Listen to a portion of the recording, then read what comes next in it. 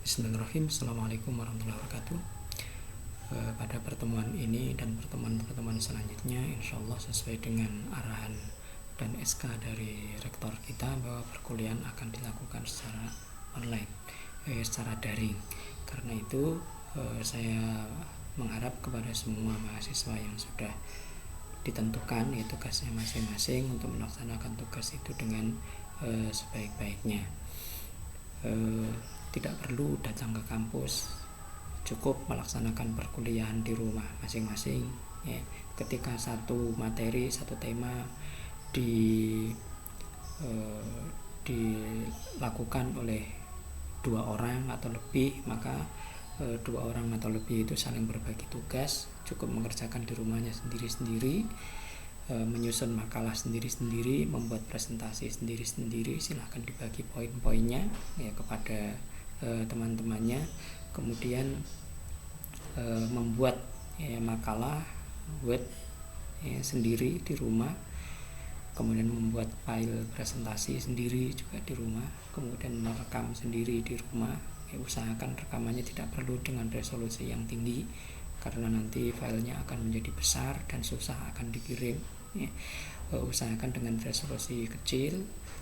Kalaupun toh resolusinya besar dan filenya besar ya, usahakan untuk dikonversi cari aja program konversi, banyak tersedia di internet ya. Cari yang gratisan, konversi video ya, cari yang gratis ya, tidak perlu yang berbayar. Any Video Converter itu salah satu program yang gratis ya. Ada yang berbayar, ada yang gratis, pilih aja yang gratis untuk mengkonversi file video kita yang besar itu menjadi lebih kecil, resolusinya direndahkan sehingga dapat dikirim dengan mudah dan tidak membiayai beban internet sampean semuanya dan juga beban internet saya. Jadi silahkan buat presentasi di rumah masing-masing ya, tidak perlu bertemu sampai akhir semester ini. Insya Allah seluruhnya perkuliahan dilakukan secara online seperti ini ya. Rajin untuk membuka e-learning kita. Nanti setiap kali e-learning sudah siap, saya akan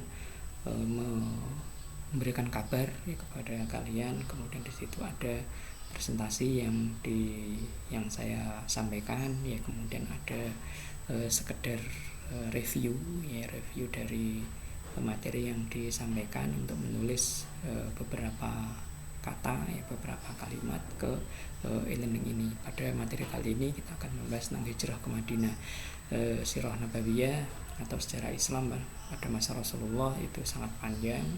Ini ada lebih dari 100 slide, itu pun tidak mencakup seluruhnya dari perjuangan atau sejarah ya hidup baginda Nabi Muhammad SAW selama dia ada di Madinah. Ini slide dibuat sampai kepada deklarasi Madinah ya. Silahkan diikuti slide ini, silahkan dibuka, dipelajari ya.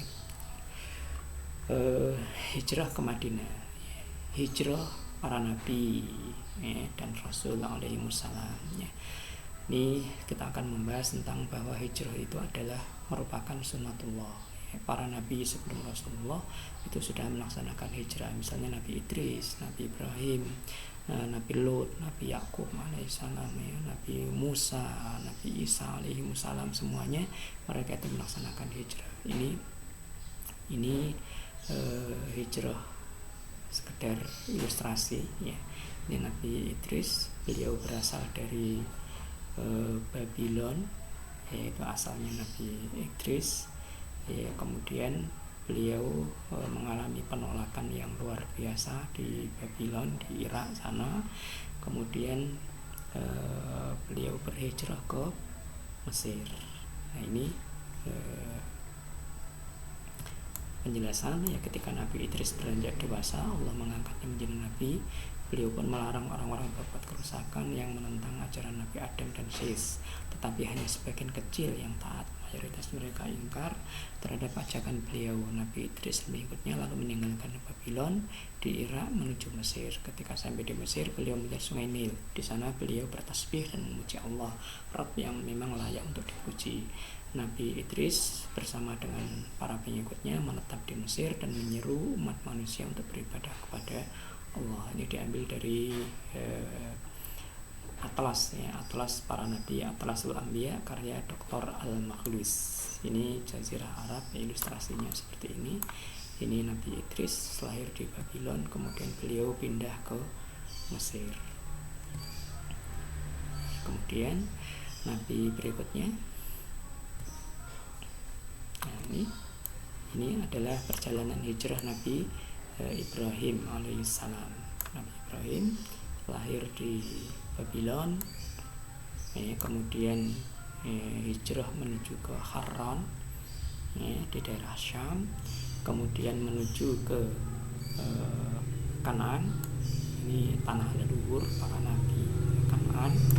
Kemudian dari Kanaan beliau menuju ke Mesir, hijrah ke Mesir. Kemudian beliau hijrah kembali ke Bir Sabak, ini di Palestina juga. Kemudian cerita yang masyhur sekali, beliau hijrah bersama dengan sang putra Ismail, bersama dengan istri tercinta Hajar menuju ke Makkah. Kemudian bolak-balik beliau datang dan pergi menuju ke Yerusalem lagi, atau di Hebron lagi, Hebron atau Al-Khalil.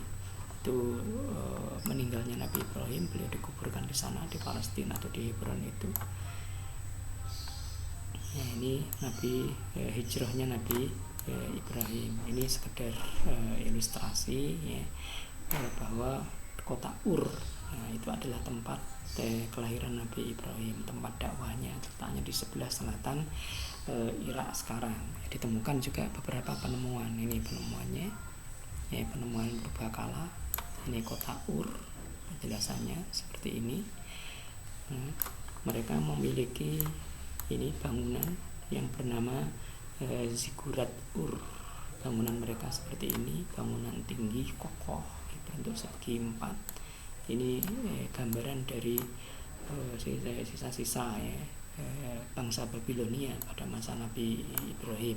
Ini mereka mampu membuat pedang dan mahkota yang terbuat topi yang terbuat dari emas. Ini sebagai gambaran betapa bangsa dahulu itu juga memiliki kekuatan baik segi ekonomi maupun fisik yang sangat luar biasa juga ya. Tapi mereka ketika jauh dari Allah, jauh dari ajaran agama ya, mereka tersesat pada kejahilian itu, dan mereka menentang nabi-nabi yang diutus pada masa mereka ya. Contohnya Nabi Ibrahim, kisahnya sangat masyhur sekali, bagaimana dia dibakar di Babylon ini ya. Di Babylon ini dia dibakar, dan kemudian setelah itu beliau hijrah ya, karena merasa dakwah di sini tidak membuahkan hasil. Kemudian beliau hijrah ke Haran, kemudian ke Kanaan, kemudian ke Mesir, kemudian balik lagi ke Palestina, ke Bir Sabak ya. Terus kemudian atas izin Allah ya, beliau hijrah ke Makkah dan bolak-balik ya, melakukan perjalanan dari Palestina menuju ke Makkah ini, dan akhirnya beliau meninggal di kota Hebron ini, di daerah Yerusalem sana.